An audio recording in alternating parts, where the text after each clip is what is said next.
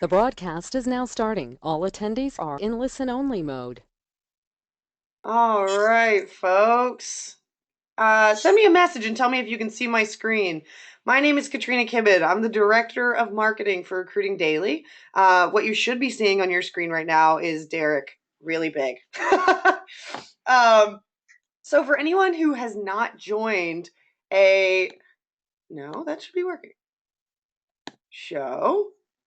I think it's working. No one's saying anything. All right, Aaron, thank you very much. I'm like, can someone tell me? So that's the whole point of Recruiting Live. For anyone who's on this and has never been to Recruiting Live before, this is a conversation where we're actually talking about Recruiting Live. It's taking all those little Facebook one-offs where people ask random questions and then you go and have a little call afterwards and they're on the call for an hour. That doesn't help anybody, right? If we actually record it, have the conversation here live, and we put it out there to the world, then people can see it, they can use it, and they can become better recruiters. So, like I said, my name is Katrina Kibben. I'm the Director of Marketing for Recruiting Daily, and my guest today is Derek Zeller. If you don't know Derek, I think what people do know about Derek is that he's a recruiter, that he's currently at ComScore, right? And he's a big data geek. And what I think people don't know about Derek is, when I was writing his description, I was just telling him this. He's one of the few guys I consider a feminist. You're like a good human. And I don't say like a good human, you really are a good human. So I'm really excited to have you here today. And I think we were right in the middle of a conversation when we stopped the private and kicked it on. So what we were talking about is actually what we were specifically talking about was referrals. Let's start with referrals because I think they are a good segue into conversations, which is also what I'm going to talk about. So we were talking about the standard for tech companies is between 30 and 40%, as far as referrals. Do you think that's a good or bad thing? Okay, from a recruiting standpoint, it's a great thing because it's a warm lead, right? So It's somebody that you know. I've always said referrals for me are platinum. They're not gold or silver, they're platinum because good people know good people. And I was just talking with one of my managers today. One of our other managers referred this person over from a competitor of ours. And I sent it out to the team. So, what do you guys think? And they're like, yeah, let's get him in here. But I'm curious as to why he's interested in ComScore. Now, from a negative standpoint, it can affect diversity, Right? Because people, birds of a feather flock together, right? That's the old stupid saying, but it's kind of true. You and I were talking about this before. It's like when you grow up, you kind of grow up around the people that you kind of mirror, and they impress upon you what you think is a normality in the world. Right. So you start doing that, and your culture doesn't really necessarily grow. Exactly. It doesn't bring in different thought process and different ideas because everybody wants to have the same kind of widget. So it's a double-edged sword. Right. Sometimes a referral turns out to be not so good, for whatever reason, and then you have an employee like, well, how come Katrina didn't get hired? And then shit gets weird. Yeah, and then just like you can't, because of the EEOC and all these other processes, you can't really talk about it, and to the employee, and the employees are like, well, should I refer somebody else? And what happened, Right. So it's a slippery slope. I mean, it's just how you handle it, and it's how you handle the employee, how you handle the manager, and how you handle the candidate that was referred. I mean, it's but that's just being human, right? Yeah. Exactly. And I think inevitably you're going to see an impact on your culture based on that percentage. But at the same time, I think to me, the real quality is if people are happy, right? Because to me, people don't refer people to a place that sucks. Yeah. If they're not happy, they're not going to be like phoning a friend to get them in the door. There's no incentive that makes it good enough for someone to say, oh, yeah, it's totally worth it to invite my friends and have them be awful. Right? Have them be miserable too. Let me invite you into my misery. Right. Usually I say, the interesting thing about referrals too is, I don't know how many people do this, but they should be doing it, is during orientation day, like on Mondays, I go down with a stack of cards to the orientation room and say, hey, welcome to ComScore. So excited to have you. Great to see you. Here's my card.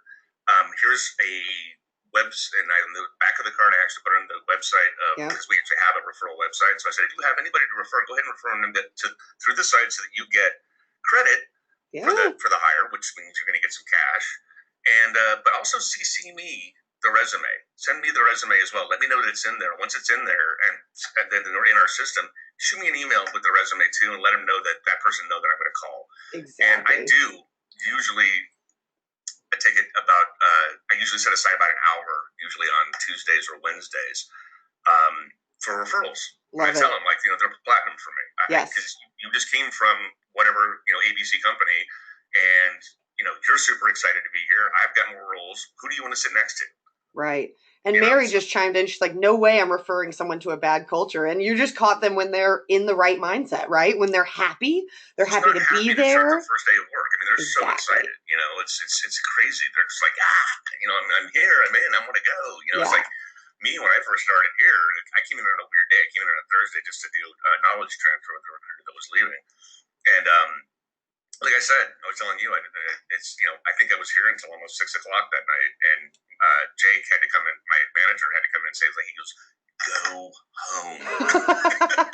That's good. It's amazing though. Like, that's what it's all about. You're telling me, you want to get up and go to work, and I think that's the ultimate level of quality, right? Yeah, that's what you want every day.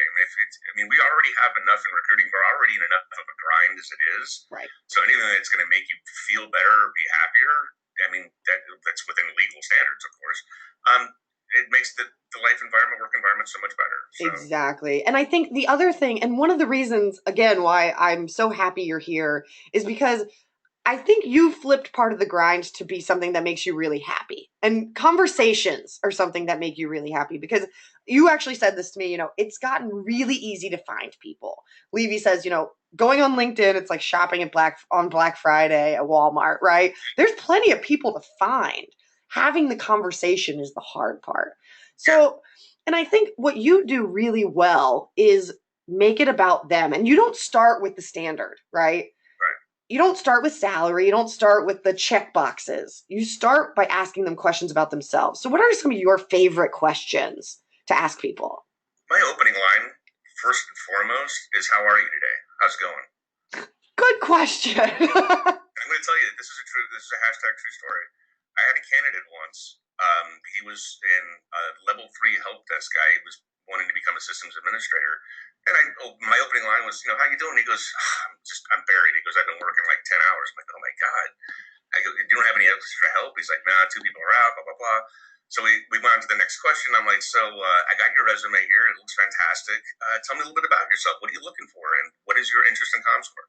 Yeah. What made you think, hey, I want to apply to this company? And what do you know about us? And what don't you know that I can fill you in on? I try not to use the word I very much.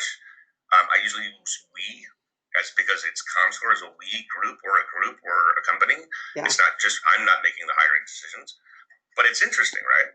Exactly. So at the end of our conversation, the candidate said, by the way, he goes, it just hit me. He goes, I've been at my company talking to people all day for 10 hours, solving their problems. You're the first person to ask me how I was doing. I want to thank you for that. Does that blow you away? Common sense isn't so common. Right.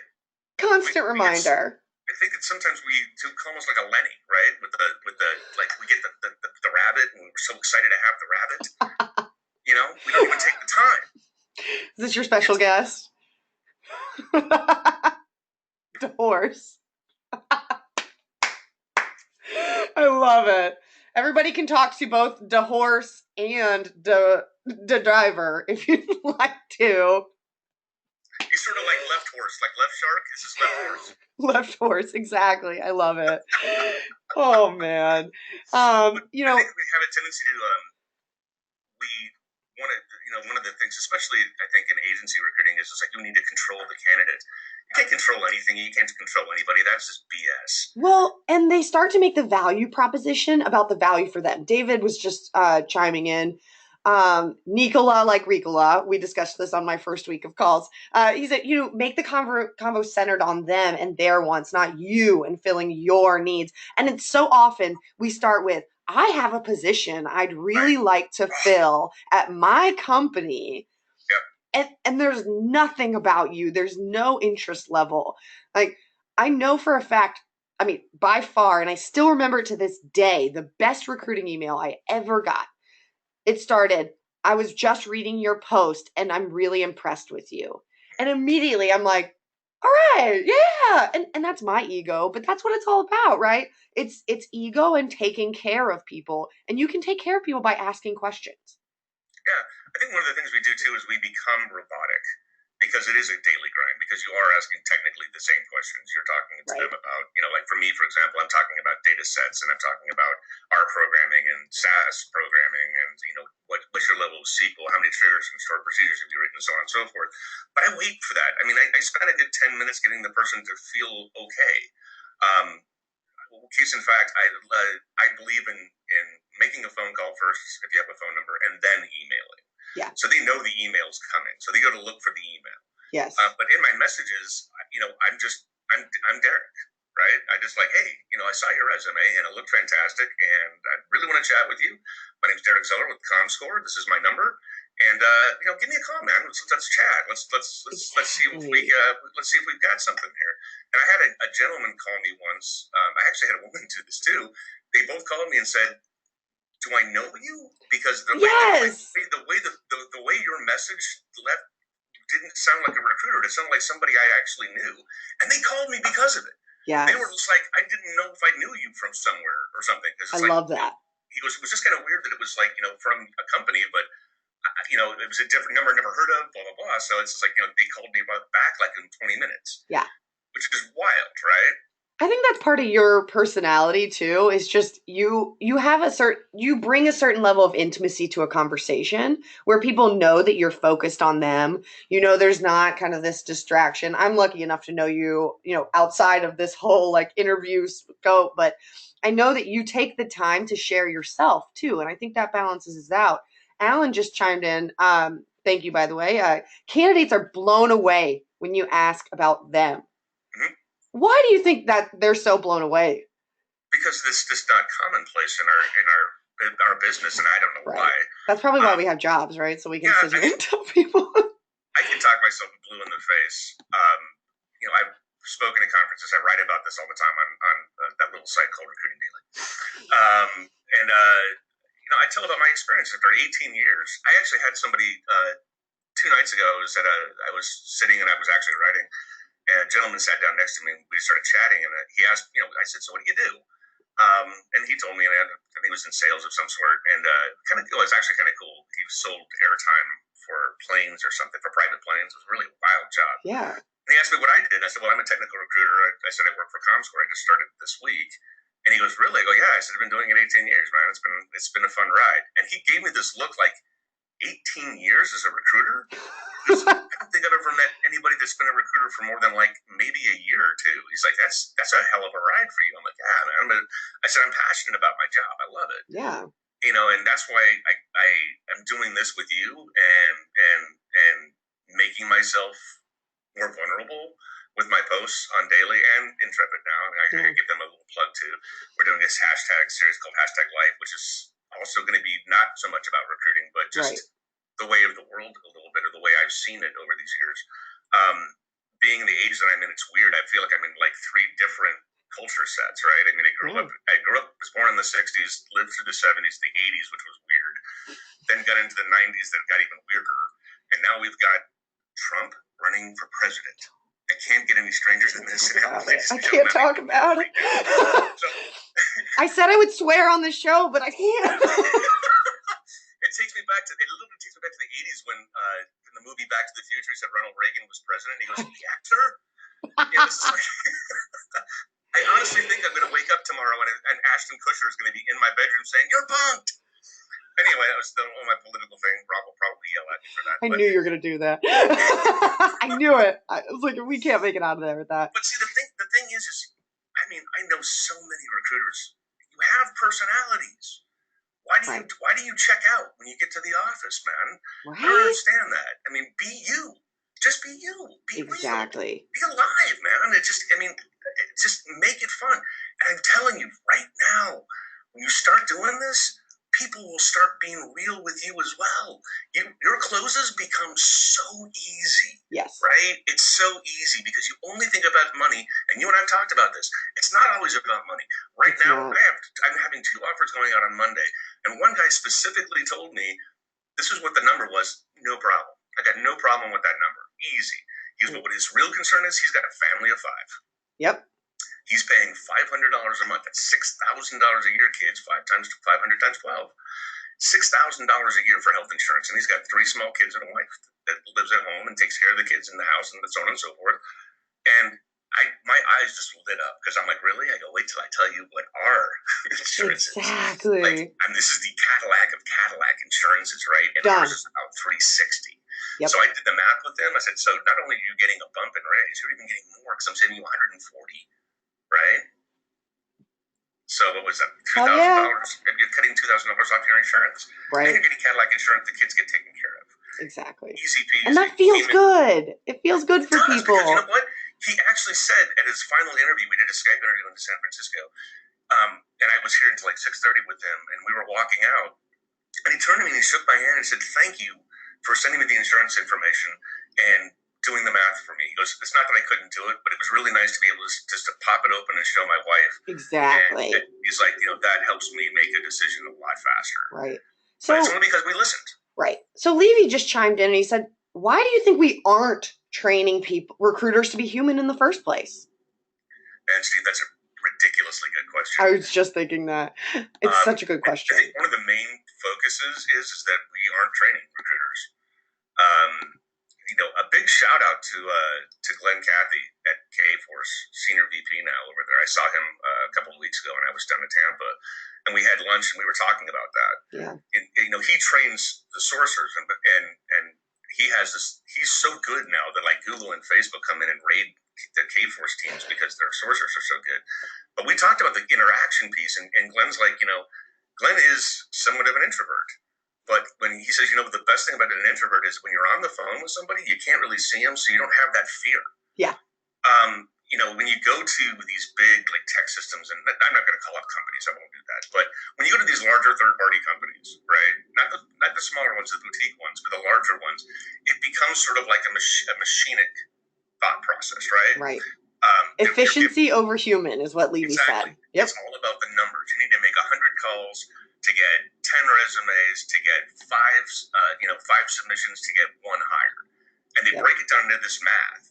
And I know I was in it. I mean, I worked the machine, Yep. But I started to realize at a very early on in my career that if I was paying attention to quality over quantity, I got better. Yes. And I actually have had people that did not get hired refer people to me. Yeah. That's because they're like, you want to go see, and that's money. Animal called me out on that earlier this week, telling me that that's just a dream, that doesn't actually happen. And I told him it can, though. It doesn't happen at most places. I buy into that. I don't believe it happens at most places. However, it can. It can if you wanted to, and if you are real, and if you treat somebody with respect and kindness, it's going to come back at you tenfold. I don't care what anybody says. It's karma, it's kismet, whatever kind of crazy thing you want to call it. It's the way it is. Yeah. It's just like, I'm positive with people. I don't like and the thing that recruiters also don't do is they don't really contact. They contact quickly.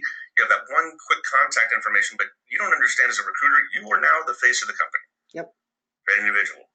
When they meet the managers, they're scared. Yeah. When they get done with the managers and they see you, it's like coming home to the puppy, right? It's like, There's my pal. That's the guy. That's the person that I've been working with that's helping me. My person. Tail wagging all should be happening. Yeah. Aaron Daniels just chimed in. He said, poor communication from recruiters hurts everyone. Candidates, you end up having candidates who use recruiting lingo, and all of a sudden they're talking about a rec or a job number. And you're like, no. They should be talking about their career. They should be talking about their future. That's when you've gotten into the right conversation. Yeah, well, that's like one of the questions you asked me about. Is one of the questions I do actually ask is, where are you at in your career, and where do you see your career going? What do you want to do? I've known programmers that wanted to go into project management. Yeah. So I'm like, really? Have you looked at getting a PMP? What have you led teams before? Are you looking to lead a team first? Usually project management, you start out being a team lead. Right. And then from that, you learn those tools. I would recommend taking, different software tools that, like Agile, for example, if you're a software developer, that's learn Agile. You're coaching. You're not just saying no. But you're also making sure that that's what you want to do. Because, like, I mean, here, I'm going to plug ComScore because it's my company. We do that. I mean, we actually do we have, I think, 48 interns coming in this summer. I think that's what we were talking about in an HR meeting yesterday. It was like ridiculous numbers. But so many of them stay, and they're here for 9, 10, 11, 12 years. Yeah. And we have one of our senior VPs started out here as an intern. You know, it's just, but we offer the stability, we offer the work, and we offer you the opportunity to grow if you want to grow. Right. I mean, there's some people that just want to they just want to code. Yep. Which is fine. You know what I mean? That's fine. Absolutely. I just want to recruit. I don't have any interest in leading an entire recruiting team and fun for about 10 minutes, but then I would want to go back to my computer and call people. Exactly. So a slight turn. Greg Hawks asked, do you take the same process for niche roles that you do for kind of generalized? Or do you, so for example, and I'm making this up, Greg, I'm sorry if I'm not getting exactly where you're trying to be, you let me know. So like, if I have someone who does a lot of research, are you going to do a little more research on that person before you call them versus someone who's a developer and you kind of know the language, you know where they're doing? Yeah, well, that's the thing that, from a technical standpoint in IT, and I know that Steve would agree with me on this being that he's an engineer. One of the things I think we falter on is not knowing what we're talking about and pretending that we do. I never do that. So Greg just chimed in, he said, a monorail design engineer. Working at Disney, right? You're kidding, right? I don't even know what that is, bro. But, exactly. Train. I have worked on niche positions. I've worked on bringing in the specific type of person or specific type of role. I do. I go to whatis.com. I call up my engineers and ask them, do you want to go would they mind grabbing a quick lunch if they got 10 minutes for me? Yeah. I'd like to, I need you to fill me in on what are the things that I need to know that would make this person be successful in that role. Right. You need to do that research. And I usually have it sitting right next to me. So when I'm talking to them, and I'll tell them, this is really important, boys and girls. I tell them when I'm talking to them, I don't really get what you do. Yeah. So can you do me a favor and tell me what makes you good for this role? Right? But down over here on the side of me, which they don't really know because I'm not doing a face-to-face, I'm just doing a phone, I'm listening to them and it's correlating to what my engineer told me that role would be. And then I know, okay, now I start to get it. And then from that point forward, you can move forward with more and more people knowing how to go from this funnel to this funnel. Yes. And find those right couple of resumes and send them over. Yeah. Alan said he likes to do tell me like I'm a third grader. If you went to your kid's class and had to explain it, how would you explain it? Right, exactly. Steve Levy says, I sit with folks doing the job and ask them, just show me what you're doing. Yep. Right? Because sometimes it is about the day-to-day. And I think that people that are more niche, I find that they're more interested in talking about their day-to-day than talking about the big picture. They want to talk to you about those tiny little details and projects that get them really excited. Yeah, especially, and the good thing too is that you find out from the individual is that what they really want to be doing. Right. I've had conversations with people. They're just like, this is what I do. I'm like, wow, man. So you're just not happy. It's like, have you thought about doing other things? That's when I ask them, where do you see yourself going, man? I was just going to say, 5 years. Pete just chimed in.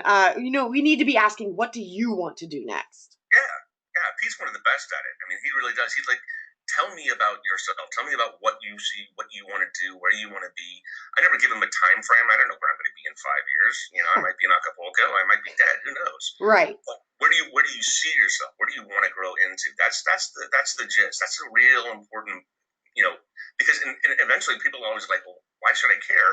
Because you're closing them right then and there. You're answering their questions right then and there. I also think it gets to the essence of recruiting with retention in mind, right? Yeah. You're not recruiting someone into this one spot. Ideally, you're recruiting them into a couple years, a position. Example, if they're really interested in managing other people, don't recruit them into a role where there's no path for that. It's obnoxious and it's bad karma to me. Like, to very intentionally just focus on filling your role instead of filling your role with someone who's going to be happy in it. Right, exactly. The interesting thing, too, is when I was talking to my managers yesterday for my data analyst group, and that's probably our larger turnover group, because after 2 or 3 years, It's not that they're not happy. It's that, Google calls them up and offers them twice the pay that we can pay them and fly them to San Francisco. Right. And I actually look at that wear that as a badge of honor, just like Glenn Cathy said. I wear that as a badge of honor because that means we're doing something right. Exactly. It's like, and I get it, because that's where I knew your career was going to go. We just don't have that path for you right now. Yep. And if you got to go someplace else, God bless, take care. But I can't tell you how many boomerangs we have here that people have gone out to the old Irma Bombeck book. The grass is always greener on the other side of the septic tank. So, if they go to certain companies, I know I'm going to call them in 6 months and say, was it everything you wanted? Right. Was it everything they promised you? Was it happening? Because if it's come not, on back. we're here, open arms. Come to Papa. Exactly. Like to give hugs. Exactly. It's one of the greatest lessons I learned is I usually do that. And I've had people say, I was nervous to call you. I'm like, no, don't be, come back. Exactly. Alan's volunteering a few candidates for you. He said, if you need data analysts in LA, you let me know.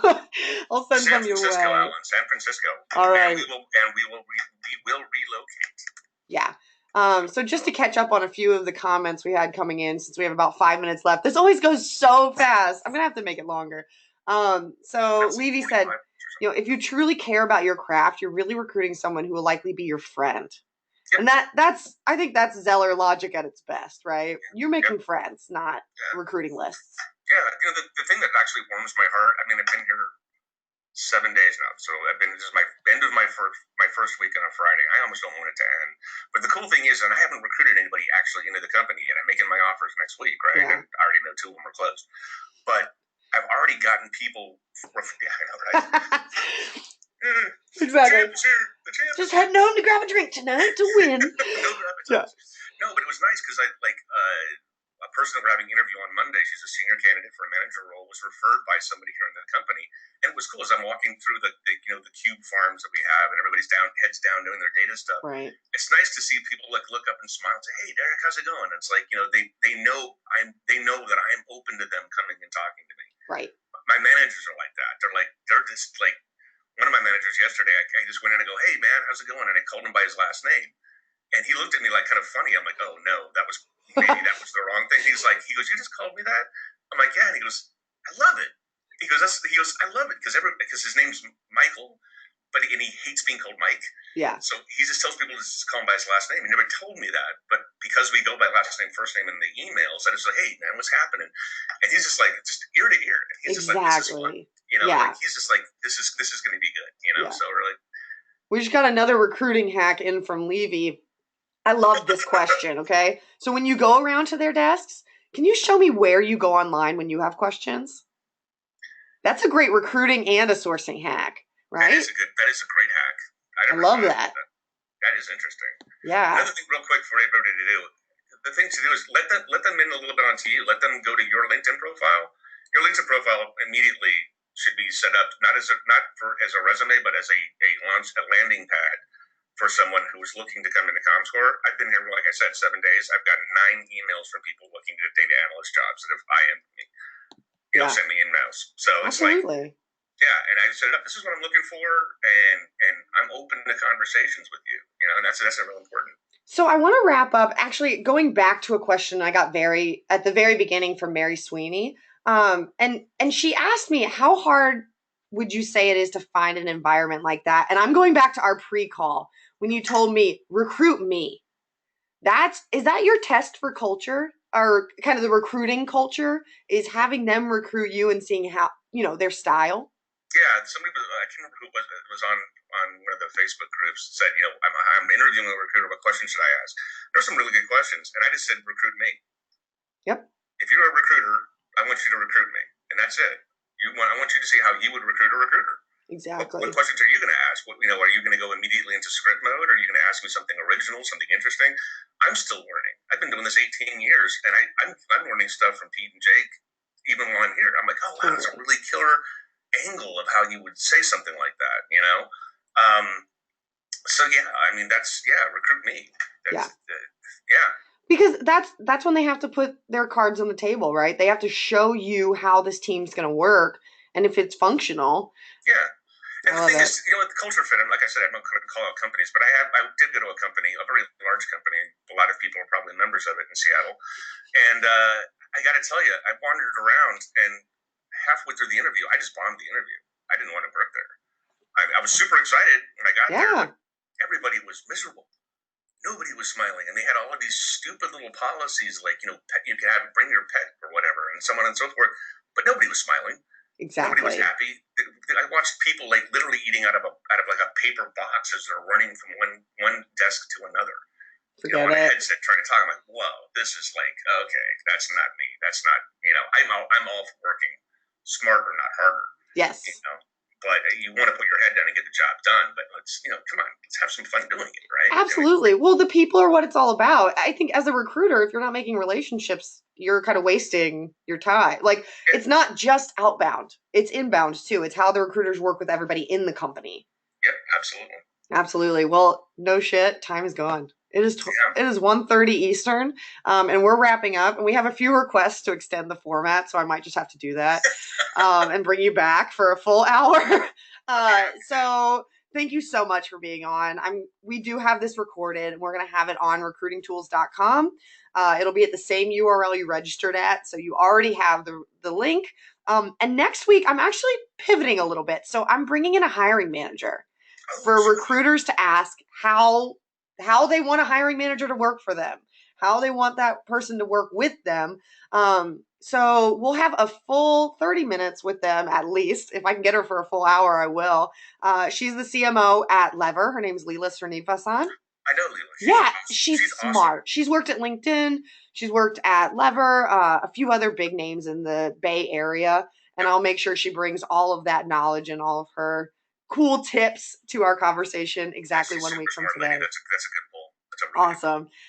So everybody who's on, thank you so much. And it looks like we're going to have a few of us record a live session. Levy has great ideas as always. So I'm going to make him help me get all of you back on. Everybody who's already been on. Derek, seriously, thank you so much. I really appreciate you. Everyone loves you. And you know how to find Derek. He's on Twitter at DirtDiver. You can find him on, that's probably, start there. And if you can't find him, you need to get a new job. All right, we're out for the week. Bye, guys.